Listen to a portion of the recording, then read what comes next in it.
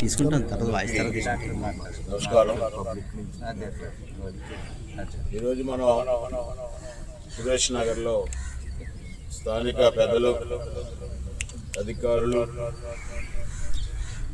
అనాధికారులు యోగా కార్యక్రమాన్ని ఏర్పాటు చేసుకోవడం, మా తుమ్మల నానిబాబు గారు, గట్టి సత్యనారాయణ గారు, అదేవిధంగా రవికిరణ్ గారు, యోగా గురువు గారికి, ఇక్కడ హాజరైనటువంటి యోగా చేస్తున్న అందరికీ కూడా యోగా ఆంధ్రప్రదేశ్ తరఫున నమస్కారాలు.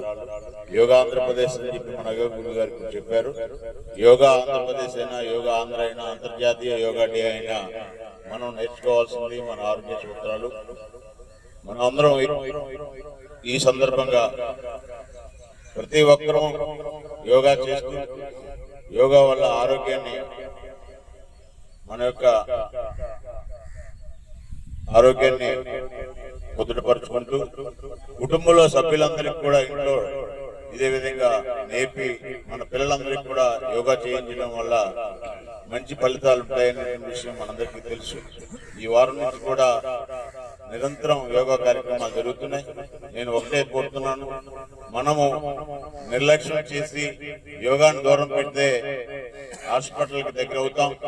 అలా కాకుండా మన యొక్క ఆరోగ్యాన్ని, మన యొక్క భవిష్యత్తుని మన చేతుల్లోనే ఉంచుకునే అవకాశం యోగా ద్వారా ఉంది. కాబట్టి తప్పనిసరిగా ప్రతి ఒక్క వ్యక్తి యోగా చేసి మన యొక్క ఆరోగ్యాన్ని, మన యొక్క భద్రతని మన చేతుల్లోనే ఉంచుకోవాలని కోరుకుంటూ, కుటుంబ సభ్యులతో పాటు యోగా ప్రతి ఇంట్లో యోగా స్కూల్, యోగా మాస్టర్ ఉండే విధంగా తయారు చేసుకోవాలని చెప్పి కోరుకుంటూ మరొకసారి ఈ కార్యక్రమం వచ్చిన వారందరికీ కూడా శుభాకాంక్షలు, అభినందనలు, నమస్కారాలు తెలియజేసుకున్నాం. జై శ్రీరామ్.